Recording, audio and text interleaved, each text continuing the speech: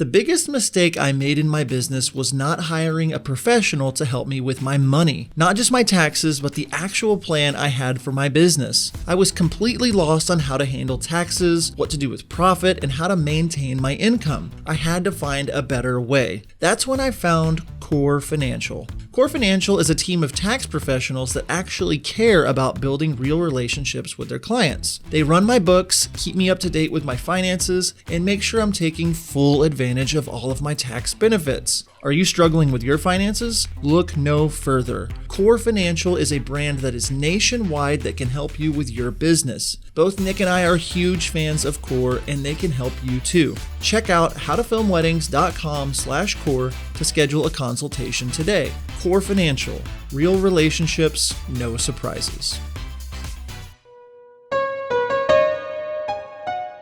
Or forgiven, I guess so, portions of it. You mean, so the PPP, the EIDL, the disaster loan, right? Yeah, so now we're talking about the PPP loan? The PPP, yeah, you know me. Yeah.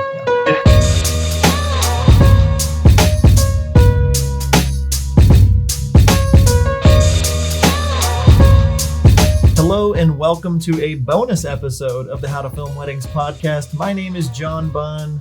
Nick Miller is here with me today. Nick, how are you doing? What's good? I am doing good today. You notice you said that weird, so I said it weird. Yeah, doing well, doing good.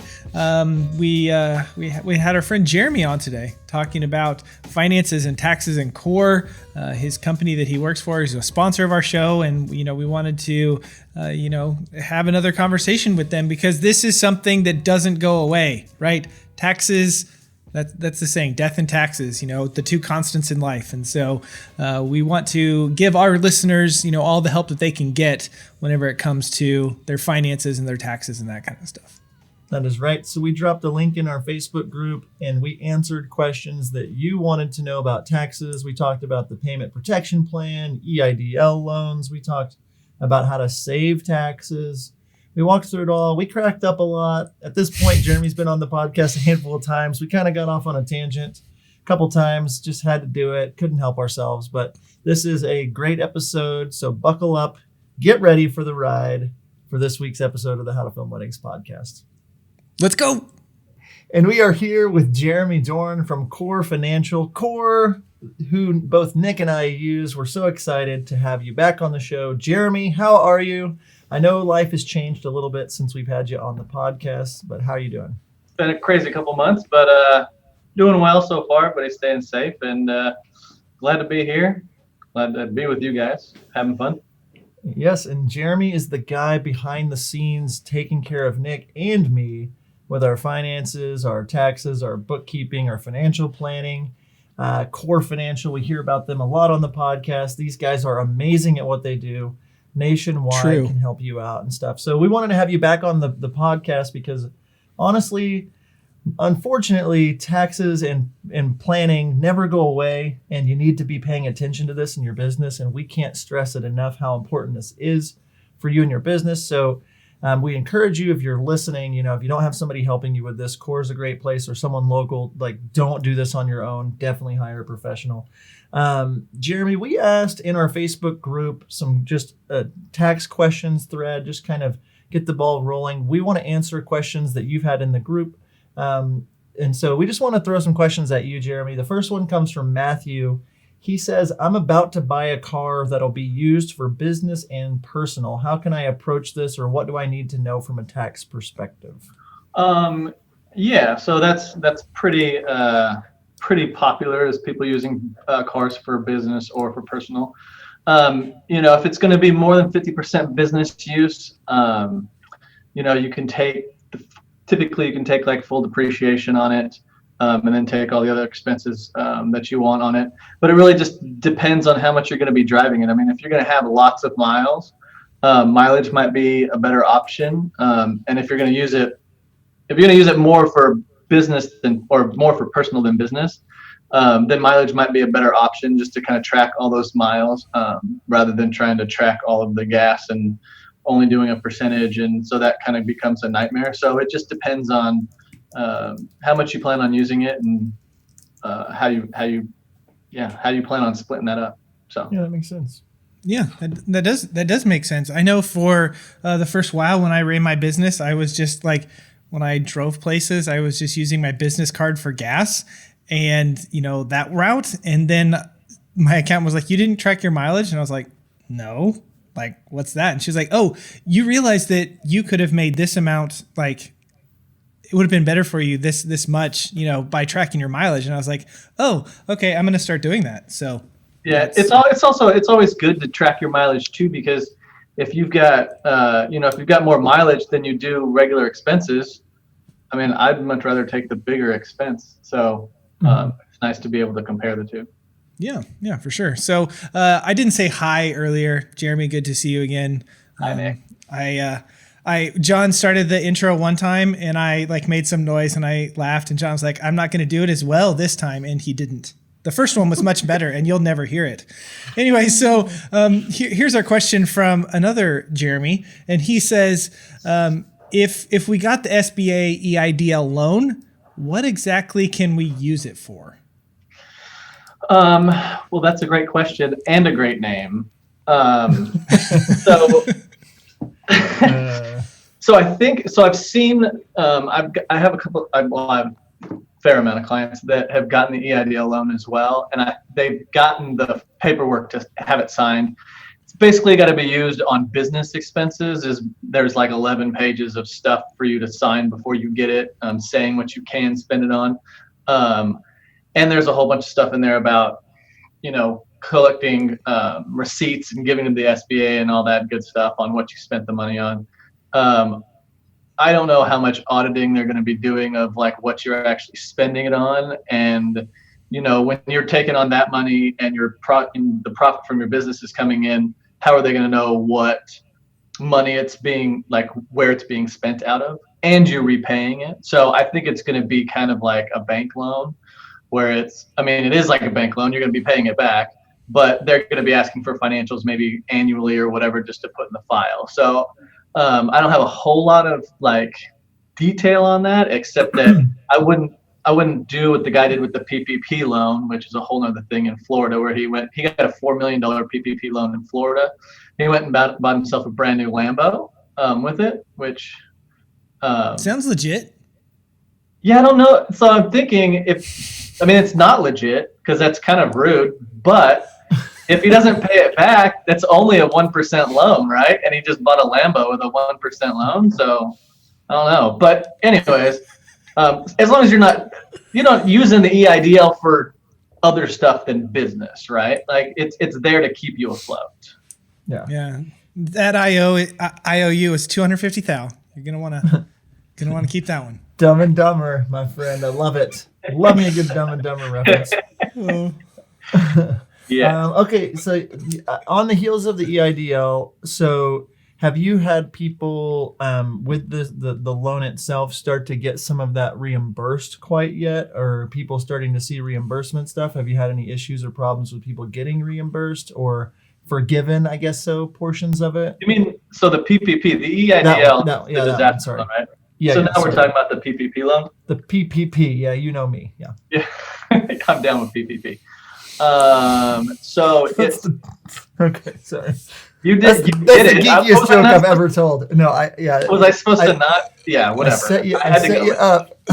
I'm down with PPP. Yeah, you know. Because he's going to tee me up and he tees me up with you down with PPP, and I'm supposed to just leave it alone. That is the geekiest thing we've ever said. I like it.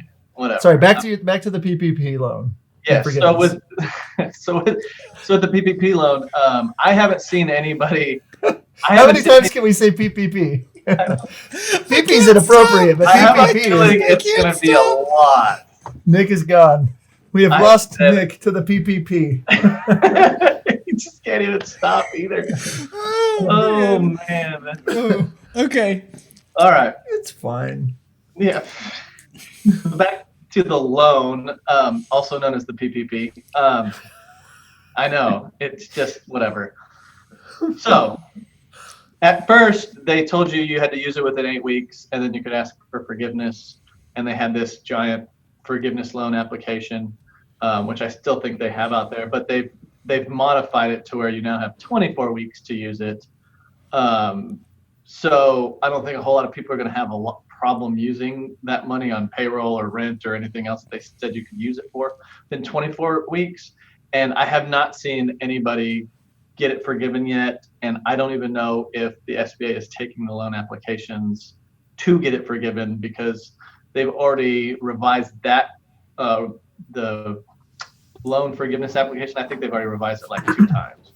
And I'm kind of under the impression, because there's lenders out there, all the lenders that gave out these PPP loans, they're kind of pressuring Congress or whoever to take the next step and say, okay, we don't want to mess with all this forgiveness paperwork. Maybe pick a number, $150,000, $200,000. Any PPP under that is just a grant, can be turned into a grant rather than asking for forgiveness or whatever. So I think that's kind of the next general step. But I hope so.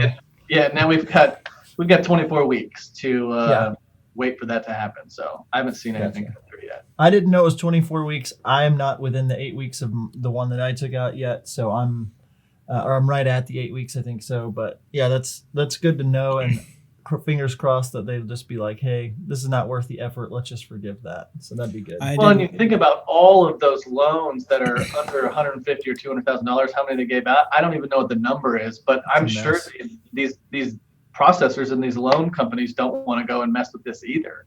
Yeah. So I didn't do anything with the PPP. I just left it alone. It's just in your account? Or you no, I didn't do it. I didn't do it. Okay. I did it. I'm not down with the PPP. Yeah. and I will note that those of you that did get the PPP or know anything about the PPP, I know. If we could call it the triple P. Cool. Triple P. Let's call it. Tri-P. Tri-P. I want to go with the Tri-P. No, Tri-P. That's weird. Pi squared or cubed? Pi cubed. P cubed.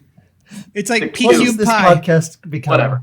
What has this podcast become? So one thing, back to the tax planning part of this, and John, since you got it, you're gonna see this in your tax planning too when we talk about this. But those loans, once they're forgiven or turned into grants, that's actually going to you're not going to be allowed to take those expenses that you use that for. So it essentially turns it into income. So you're basically going to pay tax on it. But again, there's another AICPA is trying to lobby Congress or the Treasury or whoever they do that stuff to get them to, because originally they were going to let you use the expenses and let it be forgiven and not taken on as income. Then the IRS stepped in and said, wait a second, no, it's not your money. You can't have those expenses, which makes a little bit of sense. Now the AICPA is trying to tell the IRS, hey, you guys need to let people, take these expenses as expenses. So we'll see how that shakes out too. But as it stands right now, those PPP loans will be taken as income. So P cubed. All right, so let's jump off the triple P conversation. Cliff, our friend, asked a question. He said, and I think a lot of people have this question, but what are some necessary steps we can take to pay ourselves a salary and keeping good records of this? I think a lot of people are wanting to pay a salary. I know that like transitioning from just writing checks to myself to giving myself a salary. So what are some things for people that some steps they can take when they want to start paying themselves a salary? So first, if you are paying yourself a salary, make sure you're not a sole proprietor, because you don't need to pay yourself a salary, because that's already going to be taxed self-employment tax. So salaries are kind of when you convert to an S corp to save on that self-employment tax. And I always 100% of the time tell people, if you need to pay yourself a salary, do not do it yourself. Hire somebody to do the payroll for you. It's not a complicated thing to take a gross amount, subtract out some taxes, and pay a net amount and write a check and give it to somebody, or yourself, whatever. But all of the different forms that are filed with payroll, there's quarterly ones, there's monthly ones, there's annual ones. You do something wrong, you're just going to get penalized, and it's not worth the headache of dealing. John knows the pain of that. Yes. And I have other clients that came to court from North Carolina that, they were just in a mess because the way they were thought they were doing their payroll right, and it cost them thousands and thousands of dollars because it was being done wrong and it wasn't being done by a professional payroll person. So I would start there. Yeah, it's one of those things like, so I was saying this before on a mentor session earlier today we were having, just like having somebody to do your payroll is not like what you're saying, just, oh yeah, I know how to calculate how much to take out and everything. There's certain forms, the form 941s or whatever they are. Like if you don't, I think that's actually right. Yeah, that was right. Very good, John. If you're thanks. If you don't do those right, or if you mess up, or if you didn't fill it in on time or whatever, they slap you with a gotcha, and so like I had one show up like last year, Jeremy, I think it was like a form 941 from 2015 or 17 that was 14 or something. 14 in 2020 or 2019, and they were like, "Hey, you didn't fill this out right. We don't have record of you paying. Did you pay?" And I'm like, I don't know. Like you're supposed to, and it was like a $3,000 thing that was just like, sorry. And then we tried to abate it and fight it, and they're like, sorry, we can't. So you're just gonna have to pay us $3,000. And it was because I had hired my brother, who has a master's degree in finance, to help me do payroll instead of just paying somebody to do it. And I wouldn't have had to have that issue. And since hiring Core several years ago, everything's been filed correctly. I haven't missed a beat. And so like one little mix up over the course of 3-4 years pays for something like, someone like Core or another company to help you do that. There are payroll services in your community. Yes. I was doing payroll on my own and then hired Core and was like, wait, I can have them do payroll, and it saved me money to have them do it than hiring a payroll company. Well, and it saves you time. You don't need to be, I know the calculations might not be difficult, but time is money. And if you're taking time out of your week to go do your payroll and figure out how much to withhold and write checks and all that other good stuff, you're just wasting time that you could be making money doing something with your business rather than doing payroll. You don't need to be doing that anyway. It's like, well, I know. Yeah, I know several people that are listening to this, they're not S Corp, they're not S Corps, but they still like to make money, and they want to, make sure that they're paid well for what they do. So if you're a sole proprietor and, you want to make sure that you get your, $2,500 a month or $3,000, whatever it is a month, like what are some things that you recommend people, if they're doing that on their own, kind of do just to keep track of everything, like to pay themselves that way? Well, I mean, that's more of a cash flow issue, because when you're paying yourself as a sole proprietor, you're basically just, like John said before, you're just writing yourself a check. So there's no real withholdings. You're not paying into Social Security. You're not paying into withholdings or anything else. So then it becomes a matter of really doing some tax planning so that that next year, all that money that you've been writing yourself a check for, that like somebody who's an S Corp or myself that's an employee, we've been having withholdings the whole year, right? Well, as a sole proprietor, when you're just writing your checks, you haven't had any withholdings, and you have self-employment tax, and you're going to get hit with a big old tax bill if you've made quite a bit of money. Yes. And so that's where the planning and everything else comes in, and you should be paying quarterly, or else there's penalties for not paying quarterly as well. So, and that's all based on your previous year's tax return, and that's where all of the different tax planning stuff comes into play, for sure. I think we just talk about it all the time, like with wedding video professionals. Like, you'll see an ad in a Facebook group, someone will be like, I can't believe people are doing this, but it'll be like a $200 wedding film for 2 days of coverage and a hard drive with your footage and like it's just this crazy package for super cheap, and it's very unprofessional. And people are like, why don't brides see the value in what we do? And why don't they hire a real professional? And why don't, and like we, get on to people for not hiring a professional all the time. And it's like, this is the same exact thing where someone thinks that they can do this stuff on their own. And yes, you can do things on your own. But to me, running my business, like you said, time is money. And if I could book one more bride because I'm not stressed out thinking about all these things, that is way better for me than, and now I don't even think about it. Like it's saved me so much time, but the peace of mind that I have has been, way worth it for that itself. Oh, yeah. So. Yeah, absolutely. Absolutely. Hire a professional. This is a professional. Core will help you out with business and taxes and planning and that stuff. So Britley, our friend Britley asked this question.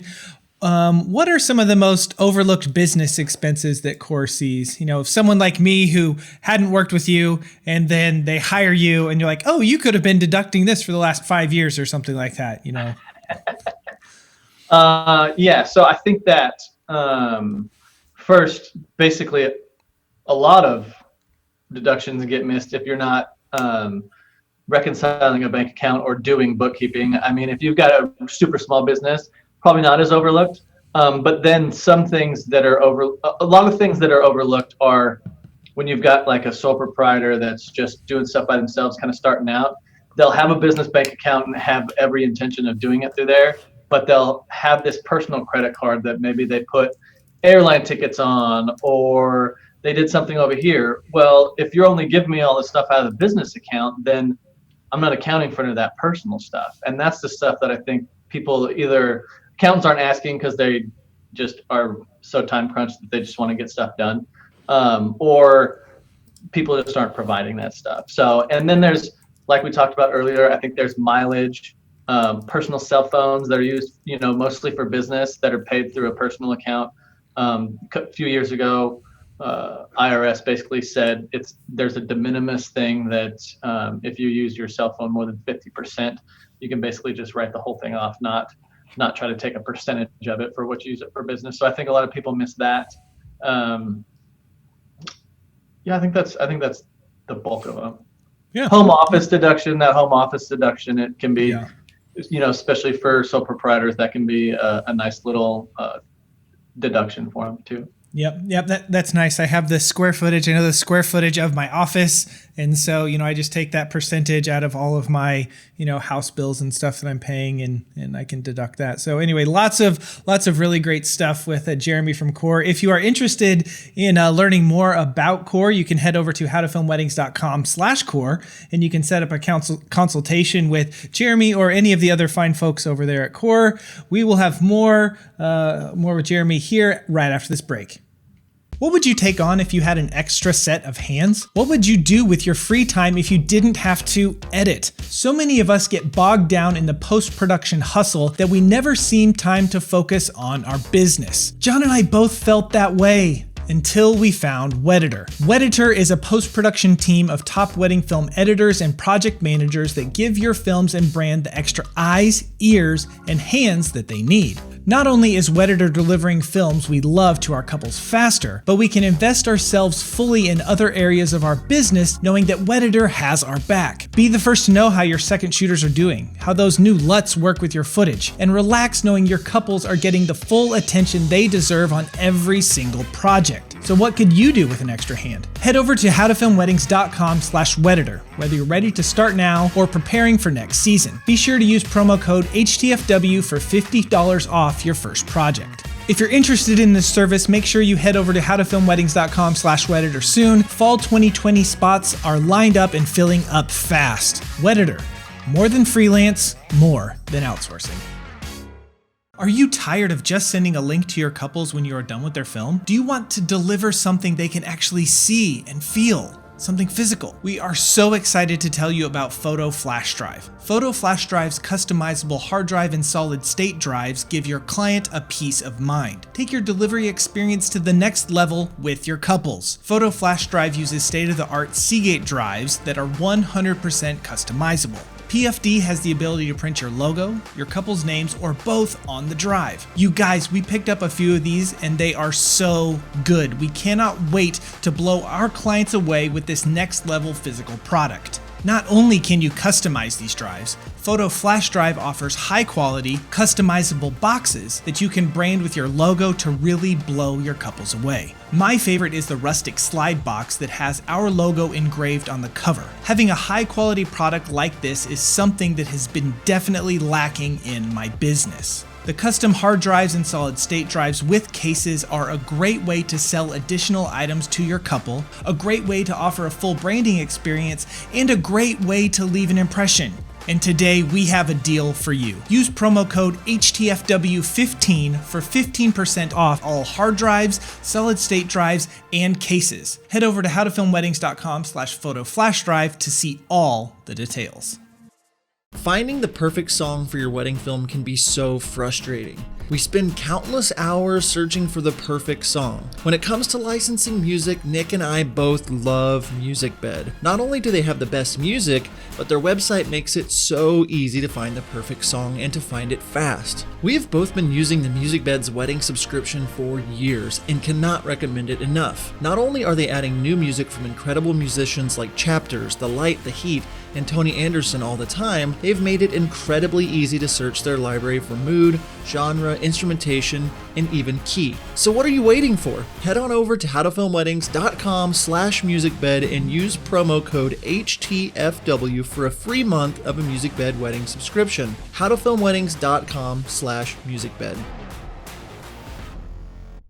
All right, we are back from break, and we're going to have some more with core conversation. See what I did there? More core.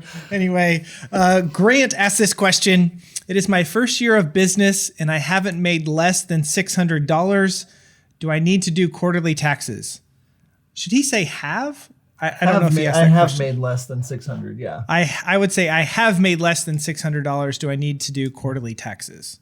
You probably won't. You probably won't be. I don't know your whole tax situation, but I mean, it's your tax liability would have to be $1,000 or more in the previous year, and you're not going to have $1,000 tax liability on $600. So I would say you probably aren't going to be subject to paying quarterly taxes right now.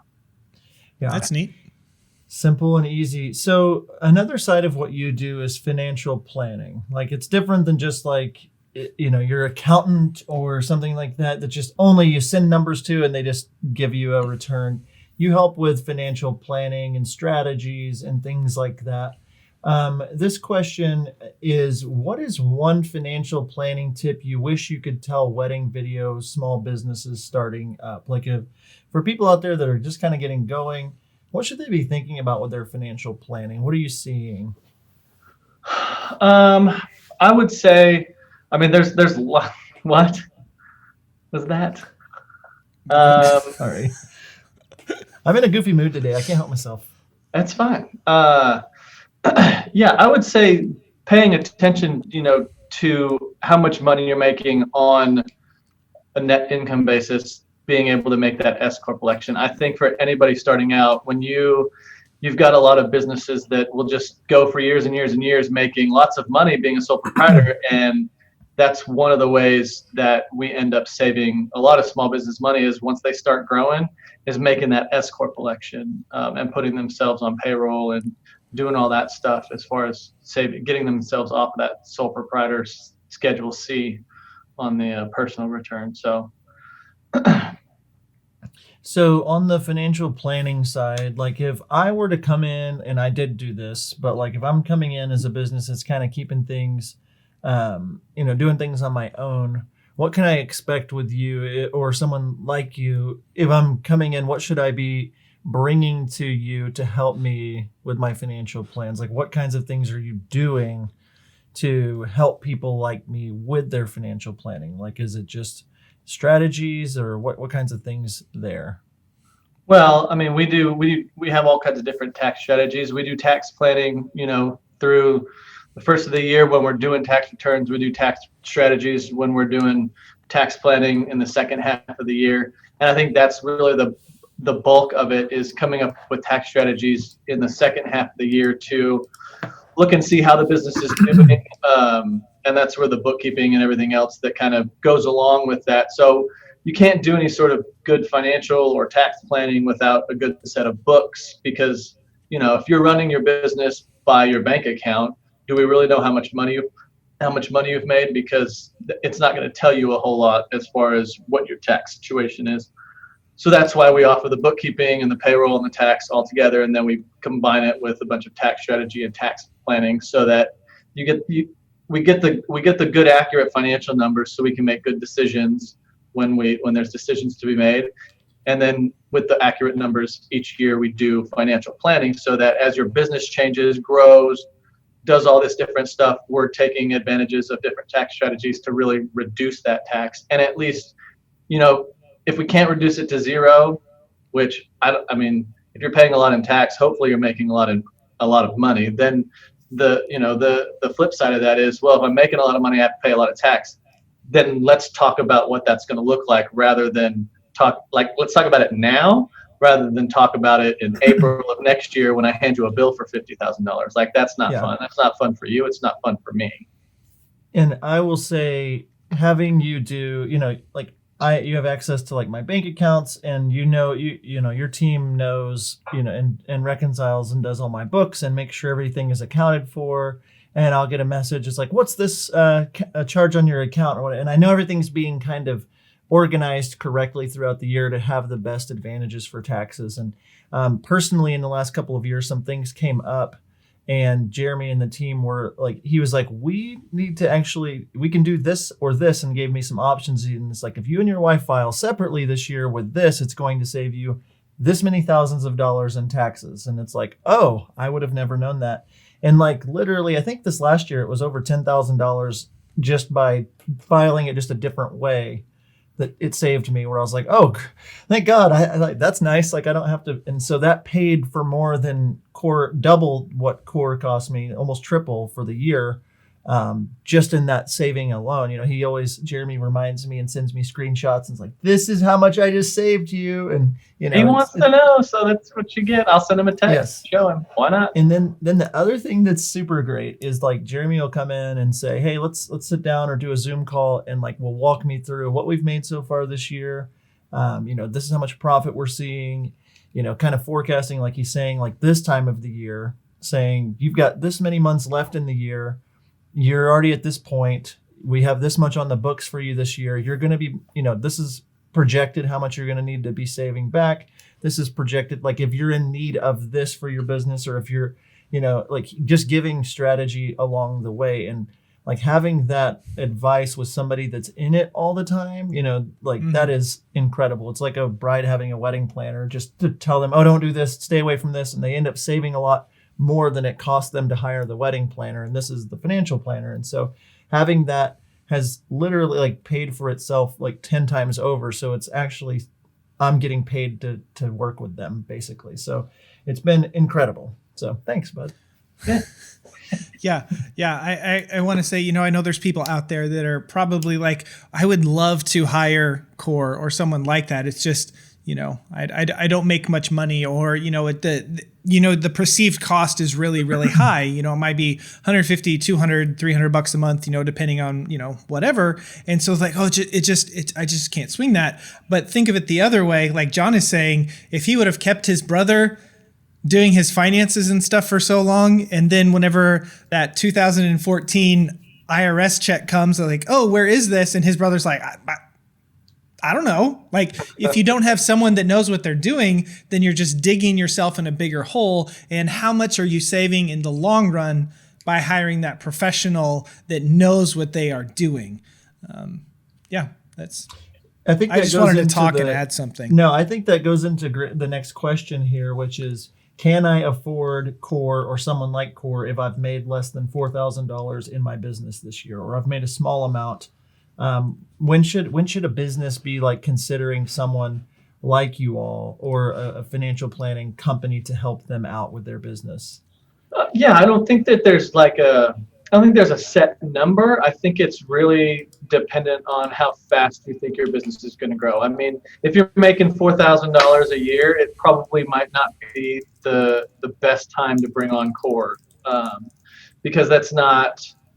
I mean, you're going to spend most of that profit paying for Core when there's not a whole lot. I mean, even with the best tax strategies, we can go through 401k plans, and we can go through hiring your child as an employee and all this other different strategies. But, at $4,000, it's probably not going to be very beneficial, because none of those are really going to apply to you, because there's not a whole lot of wiggle room there, right? So I don't know what the magic number is, but if you plan on growing pretty fast, I would say as soon as possible, just because, those S Corp elections come up pretty quick. You go from, making 4, 10, 20, 30, up to $50,000 in a year. If this is just your side hustle, or, this is more of a hobby for you, it might not be the best thing. But if this is going to be your full-time gig, and you're really going to try to grow it, and you're going to try to do the right thing from the beginning, I think it's definitely something you need to look into.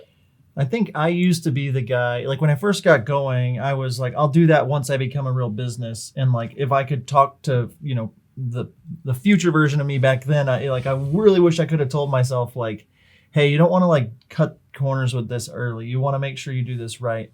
And like, I think a lot of people do, it's just kind of like, it is on the side. It's extra money. I'm just going to take cash for this. I'm just going to take some checks on the side. Then it all gets blended into this mess of like, oh, they just wrote a check to John Bunn to film their wedding, and then it gets kind of weird. And so the question of the day for you today, presented by Wedditor, is: should I have a separate bank account for my business, personal, or is there a time whenever it makes more sense to split them? Or when would you recommend, or do you recommend, a separate bank account?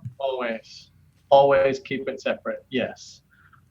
First, no matter how small, no matter how big you are, you don't want to commingle those funds first, because it just makes a mess for either you trying to get the numbers for the accountant, or the accountant trying to get your numbers, right? So there's just no reason to commingle from the beginning. If you've got a business, typically people set up LLCs. It's every state is different on how you set up an LLC. In Oklahoma, you can go get one for $100.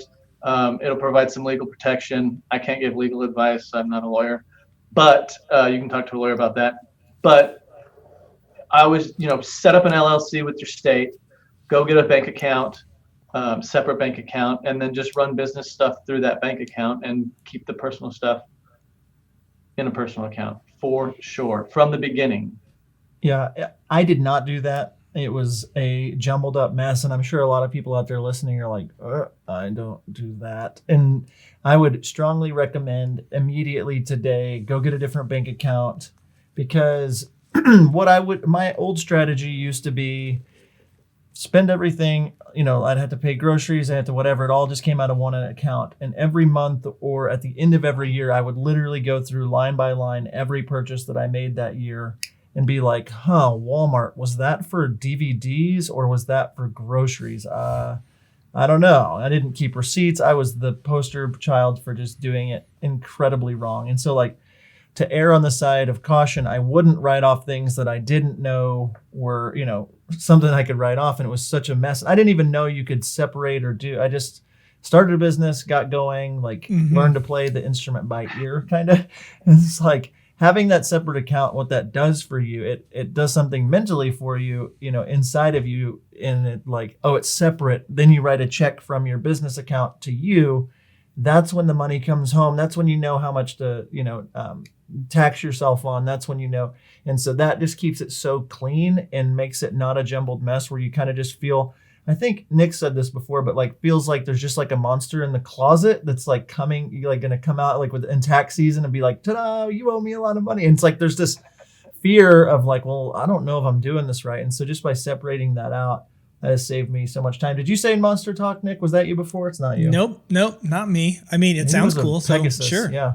Yeah, it's a Pegasus. Well, I think this all goes back to, and what I've seen with just small businesses in general, is this all goes back to time, right? So like, if you're taking time to go through all of your personal bank accounts for a whole entire year to go get all this stuff for tax purposes, you are wasting a whole bunch of time. Like Nick said, like John said, you're going Walmart, what's that? I don't know. Okay, well, it probably wasn't business. So you're either missing out on deductions, or it's just so inaccurate that you have no idea what you could be missing out on, and you're either overpaying or underpaying your taxes. And yeah, it's just a waste of time. That's the thing. Like, I had people that were doing their own books for a while, and I would try to help them do tax projections, and they didn't want our bookkeeping services at first, and so they were just going to keep their own bookkeeping.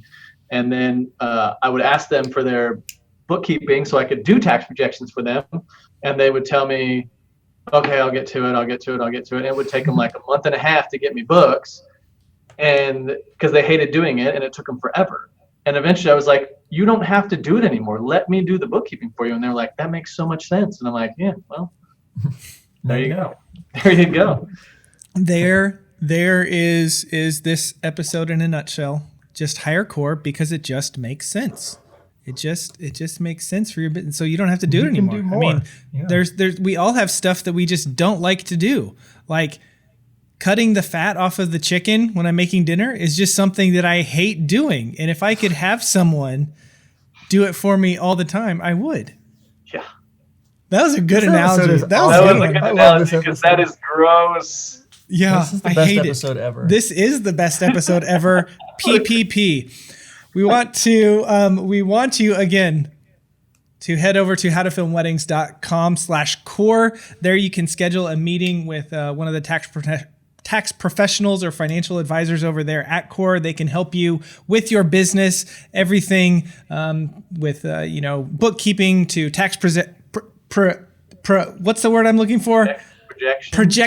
Tax projections. Man, I am landing this plane very, very well. Jeremy, it has been so good for you to come on today. Thank you so much. We really appreciate you taking the time. Yeah, thanks for having me, guys. Always a pleasure. Yeah. So again, head over to howtofilmweddings.com/core to find more information there. And until next time, we will see ya. See ya. Bye.